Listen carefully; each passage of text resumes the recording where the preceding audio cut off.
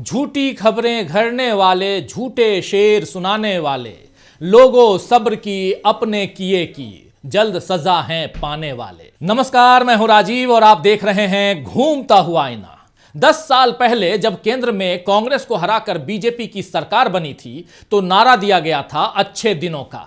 वाराणसी से नरेंद्र मोदी ने पहली बार लोकसभा चुनाव लड़ा था, आपको याद होगा दोस्तों। तो उस वक्त खुद को नरेंद्र मोदी ने मां गंगा का बेटा बताया था। हिंदुओं को जगाने वाली बीजेपी ने हर हर महादेव के जाप को घर घर मोदी में तब्दील कर दिया और हिंदुओं को इस पर कोई अफसोस या कोई ऐतराज नहीं हुआ, क्योंकि उन्हें यकीन था कि मोदी लहर पर सवार देश न्यू इंडिया में जल्द बदल जाएगा।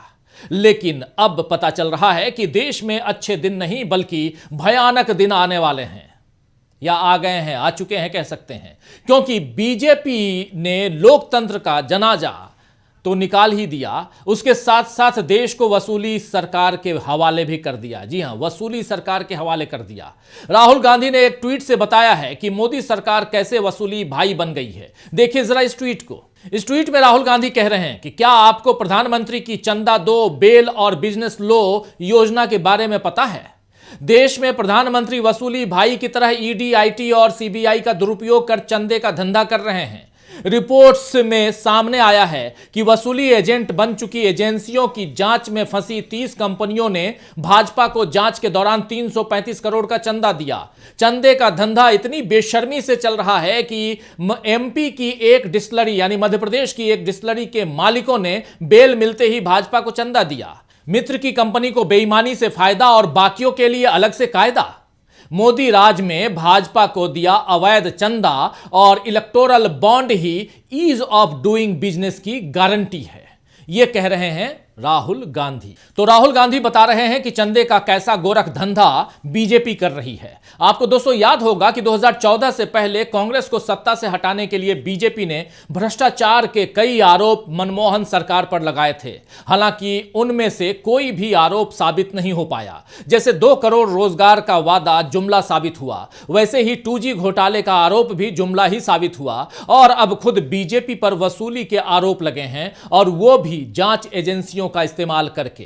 बीते 75 सालों में देश में कांग्रेस की सरकार के साथ साथ भाजपा का भी शासन रहा और दूसरी गठबंधन सरकारों का भी शासन रहा, आपने देखा है। लेकिन कभी किसी सरकार पर इतने गंभीर आरोप नहीं लगे जो अब मोदी सरकार पर लग गए हैं। खैर, इन आरोपों पर हम आगे और बात करेंगे, लेकिन उससे पहले राहुल गांधी का एक और ट्वीट देख लेते हैं, जिसमें वो बता रहे हैं कि मोदी सरकार में आपकी जेब कैसे काटी जा रही है, जिस पूरा का पूरा सिस्टम किस तरह चलाया जा रहा है। आइए सबसे पहले सुन लेते हैं राहुल गांधी का ये भाषण, उसका एक अंश। भैया, नाम क्या आपका? आयुष कौशिक जी हैं। नमस्कार करो जरा। अब बताओ मुझे एक बात, अभी बुलाएंगे। आयुष जी से नहीं पूछ रहा, मैं आपसे पूछ रहा हूं। आयुष जी जरा इधर देखिए।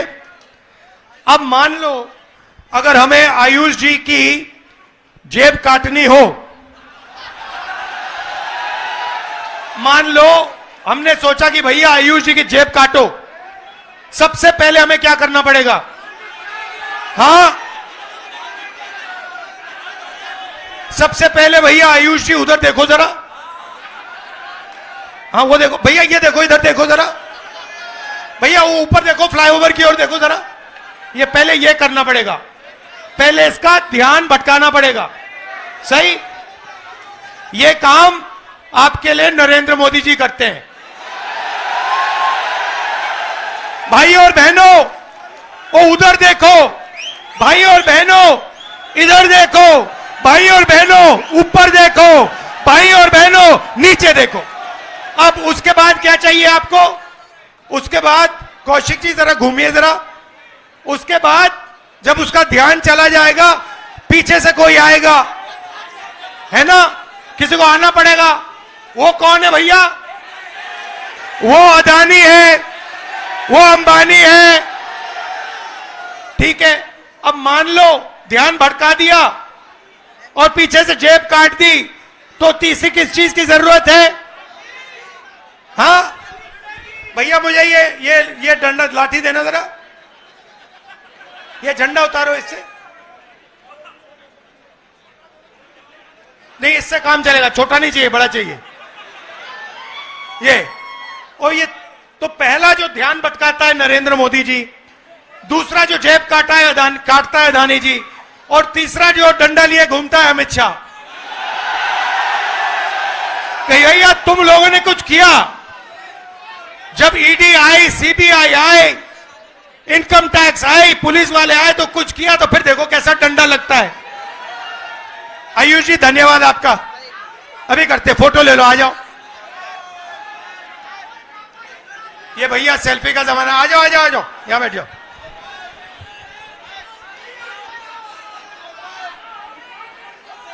धन्यवाद। तो ये हुआ बीजेपी का सिस्टम। तो राहुल गांधी ने मुरादाबाद में भारत जोड़ो न्याय यात्रा में जेब काटने के इस पैंतरे को लोगों को दिखाया।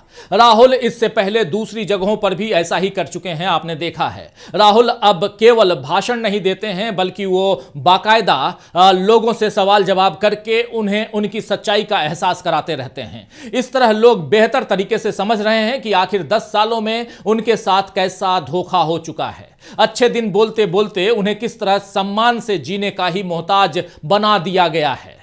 किसान आंदोलन से लेकर पेपर लीक और पुरानी पेंशन की मांग को लेकर सड़कों पर जिस नाराजगी के साथ आम जनता उतर रही है, उससे दिख रहा है कि मोदी सरकार की उल्टी गिनती शुरू हो गई है, क्योंकि अब जनता जाग गई है। तो आइए दोस्तों, आज आईने की नजर से पड़ताल करेंगे कि मोदी सरकार से तंग जनता अब किस तरह दे रही है मोदी को, बीजेपी को जवाब, और यह भी समझने की कोशिश करेंगे कि कैसे इंडिया गठबंधन बीजेपी से आगे निकलकर सत्ता की ओर बढ़ रहा है। लेकिन आइए सबसे पहले देखते हैं मोदी का एक ऐसा दांव जो सहानुभूति बटोरने के लिए चला गया था, लेकिन बीजेपी पर बुरी तरह से उल्टा पड़ गया है। आप जरा मोदी की इस भाषण को, मोदी के इस बाइट को सुनिए। उनका भविष्य छिना, लेकिन आज जब यूपी बदल रहा है, जब यूपी के नौजवान अपना नया भविष्य लिख रहे हैं, तब ये परिवारवादी क्या कर रहे हैं? मैं तो इनकी बातें सुनकर हैरान हूं। कांग्रेस के शाही परिवार के युवराज का कहना है, और चौंक जाएंगे आप, कांग्रेस के युवराज परिवार ने क्या कहा? वो कह रहे हैं, और काशी की धरती पर आके कह रहे हैं, काशी के नौजवान, यूपी के नौजवान नशेड़ी है। ये कैसी भाषा है भाई? मोदी को गाली देते देते तो इन्होंने 2 दशक बिता लिए, लेकिन अब ईश्वर रूपी जनता जनार्दन पर, यूपी के नौजवानों पर ही ये लोग अपनी फ्रस्ट्रेशन निकाल रहे हैं। जिनके अपने होश ठिकाने नहीं है, वो यूपी के मेरे काशी के बच्चों को नशेड़ी कह रहे हैं। अरे गौर परिवारवादियों, काशी का, यूपी का नौजवान तो विकसित यूपी बनाने में जुटा है, अपना समृद्ध भविष्य लिखने के लिए परिश्रम की पराकाष्ठा कर रहा है। इंडी गठबंधन द्वारा यूपी के नौजवानों का अपमान कोई नहीं भूलेगा। आपको बता दूं कि राहुल ने प्रयागराज से लेकर अमेठी तक यूपी में पेपर लीक के मुद्दे को उठाया और सरकार पर सवाल उठाए, तो राहुल के बयान को ही गलत तरीके से पेश कर मोदी ने कहा कि तुष्टीकरण की राजनीति के चलते देश विकास में पीछे छूट गया। मैं इनकी बातें सुनकर हैरान हूं। काशी की धरती पर आकर कांग्रेस के युवराज कह रहे हैं कि काशी के नौजवान, यूपी के नौजवान नशेड़ी हैं। आखिर इनकी ये कैसी भाषा है? मोदी को गाली देते देते इन्होंने 2 दशक बिता दिए। अब यूपी की जनता पर ये लोग अपनी कुंठा निकाल रहे हैं। जिनके अपने होश ठिकाने नहीं हैं, वो यूपी के, मेरे काशी के बच्चों को नशेड़ी कह रहे हैं। यूपी का नौजवान तो विकसित यूपी बनाने में जुटा है। यूपी के नौजवानों का अपमान कोई नहीं भूलेगा। तो मोदी ने बड़ी चालाकी से बेरोजगार युवाओं के गंभीर मुद्दे को काशी के युवाओं के अपमान से जोड़ने की कोशिश की, और इसमें अपने लिए भी सहानुभूति बटोरना चाहिए कि विरोधी उन्हें गाली देते हैं। याद रखिए, मोदी की डिक्शनरी में आलोचना का मतलब गाली हो चुका है। खैर, मोदी ने यूपी और वाराणसी पहुंचकर भी उन 50 लाख से ज्यादा लोगों की खैर खबर नहीं ली जो पुलिस भर्ती पेपर लीक से नाराज होकर फिर से परीक्षा की मांग कर रहे थे। लखनऊ और प्रयागराज में बड़ी संख्या में छात्र सड़कों पर थे और मोदी कह रहे थे कि युवा अपनी मेहनत से आगे बढ़ रहे हैं। मोदी की इन हवाई बातों से युवाओं की नाराजगी और बढ़ी और आखिरकार यूपी सरकार को 17 और 18 फरवरी को हुई परीक्षा को रद्द करने का फैसला लेना पड़ा और अब 6 महीने बाद ये परीक्षा दोबारा होगी। जैसे पिछले किसान आंदोलन के वक्त साल भर सरकार किसानों की मांग अनसुनी करती रही, उन पर अत्याचार करती रही, लेकिन आखिर में मोदी को कानून वापस लेने ही पड़े। ऐसे ही एक बार फिर बीजेपी को बैकफुट पर आना पड़ा है, क्योंकि जनता जब जाग जाती है तो फिर सरकार मनमानी नहीं कर पाती है। भारत जोड़ो न्याय यात्रा में शामिल हुई प्रियंका गांधी ने अपने भाषण में लोगों से यही कहा है कि हम तो चिल्लाते चीखते रहेंगे, लेकिन आप खुद अपने हालत को, अपने आप को देखिए, फिर उस आधार पर वोट डालिए। सुनिए जरा प्रियंका गांधी क्या कुछ कह रही हैं। अपने अनुभव को देखो, अपने अनुभव को देखो कि भाई 5 सालों में, 10 सालों में मिला क्या है। नौकरी मिली, दुकान जाते हो तो सब्जी खरीद पाते हो।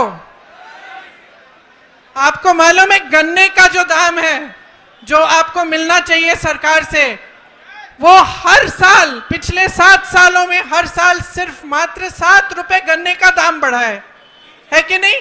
7 रुपए, ठीक है। तो मान लो 5 सालों में 35 रुपए बढ़ा होगा। और आप जब सब्जी खरीदने जाते हैं तो कितने बढ़ गए दाम? आलू मिलता है, प्याज मिलती है, टमाटर मिलता है।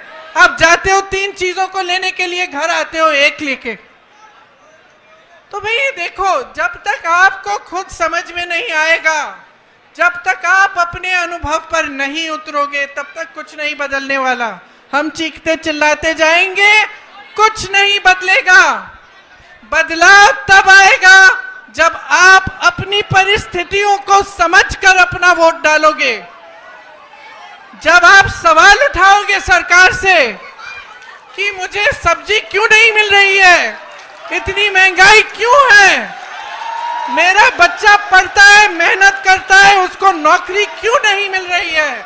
जब तक ये सवाल आप नहीं उठाएंगे, जब तक इन परिस्थितियों को देखते हुए आप अपना वोट नहीं डालेंगे, तब तक आप इसी खाई में डूबे रहोगे। इसीलिए मैं आपसे कहना चाहती हूं, इस खाई में से निकलो। जब वोट डालने जाते हो सोच समझ के अपना वोट दो। कांग्रेस पार्टी के पास योजनाएं हैं, करके दिखाया है, और आप सब अपने ही अनुभव से ये चीज समझते हैं। तो आज आपके बीच आकर मैं सिर्फ इतना कहूंगी कि जो भी वोट आप डालने जा रहे हो, बड़ी बड़ी बातों पे मत डालो, जो ऊपरी दिखावा है उस पे मत डालो।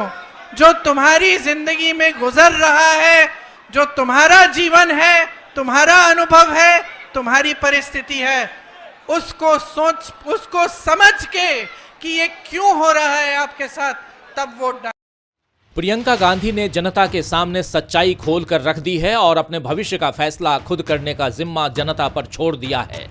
मोदी सरकार के दावों की पोल जनता के सामने खुल ही चुकी है। महंगाई, भ्रष्टाचार, देश की सुरक्षा, महिलाओं का सम्मान, किसानों की बदहाली, ऐसे जितने मुद्दों पर डॉक्टर मनमोहन सिंह की सरकार को बीजेपी ने घेरा था, वो सारी बातें अब और भयानक रूप में दिखाई देने लगी हैं। पेट्रोल की कीमतें बढ़ रही हैं, डॉलर के मुकाबले रुपए की कीमत घट चुकी है, देश पर 205 लाख करोड़ का कर्ज चढ़ चुका है, महिलाओं के लिए माहौल और खराब हो गया है।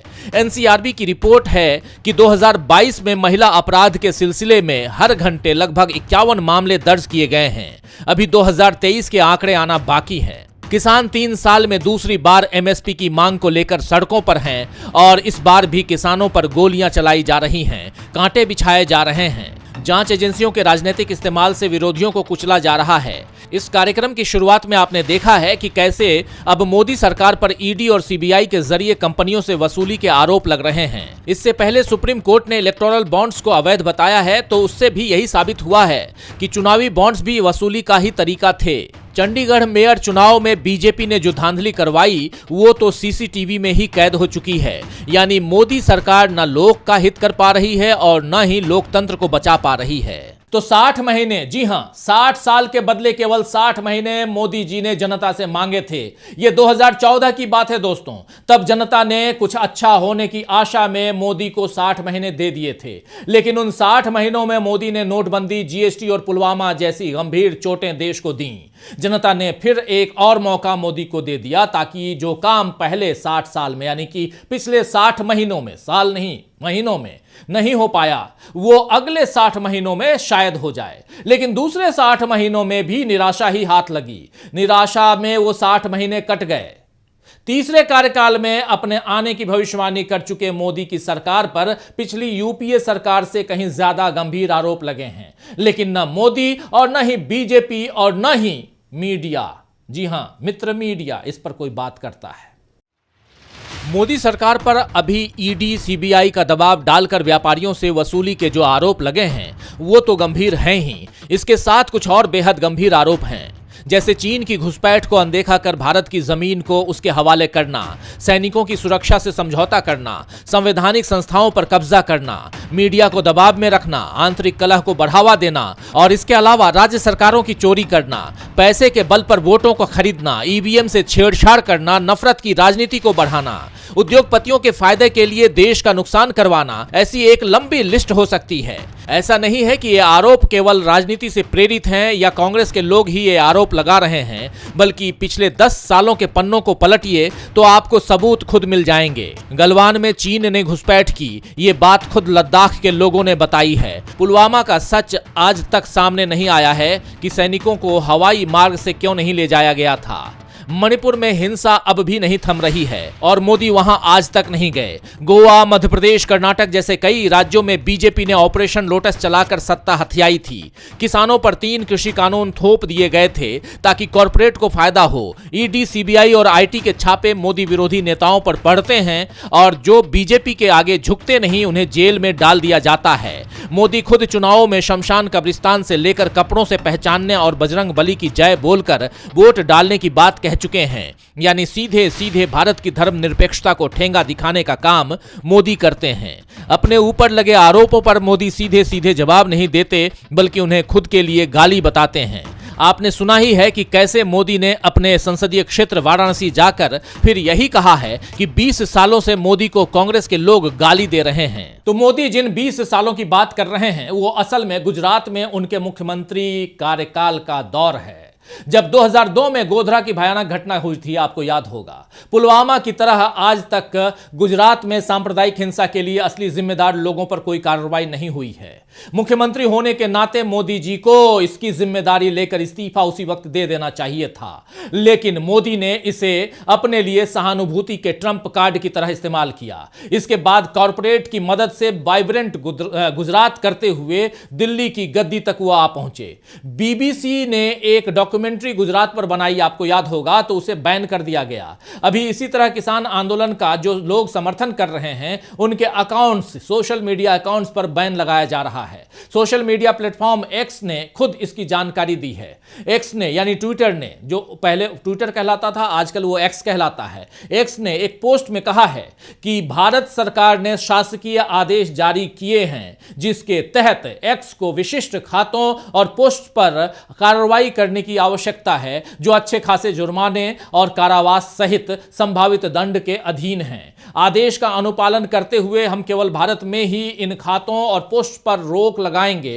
हालांकि हम इन कार्रवाइयों से असहमत हैं और हमारा मानना है कि ये पोस्ट अभिव्यक्ति की स्वतंत्रता के दायरे में आनी चाहिए। और इधर मोदी सरकार गूगल को भी नोटिस भेजने की तैयारी में है, क्योंकि जब गूगल के एआई प्लेटफॉर्म जेमिनी से मोदी को लेकर सवाल किया गया कि क्या मोदी फांसीवादी हैं, तो उसका जवाब था कि उन पर ऐसी नीतियां लागू करने का आरोप है जिन्हें कुछ जानकार फांसीवादी मानते हैं। नागरिकों के साथ साथ अब मशीनों की बुद्धिमत्ता पर भी मोदी सरकार को ऐतराज होने लगा है। दोस्तों, दरअसल मोदी सरकार को अपने हर विरोधी और आलोचक से ऐतराज है, जबकि लोकतंत्र में जान फूंकने का काम विरोध और असहमति ही करते हैं। खैर, बीजेपी अगर लोकतंत्र का जनाजा निकालने को तैयार है तो वही इंडिया गठबंधन ने समझ लिया है कि केवल उनकी एकता से ही लोकतंत्र बचेगा। इसीलिए अब दिल्ली से लेकर महाराष्ट्र तक, पश्चिम बंगाल से लेकर तमिलनाडु तक इंडिया गठबंधन के दलों में कांग्रेस और उसके सहयोगियों के बीच सीट शेयरिंग यानी सीटों के बंटवारे जो हैं वो पक्के होते जा रहे हैं। यानी अब मोदी सरकार के दिन गिनती के ही रह गए हैं। खैर, महान शायर हबीब जालिब ने ठीक ही फरमाया है कि खुद काटेंगे अपनी मुश्किल, खुद पाएंगे अपनी मंजिल।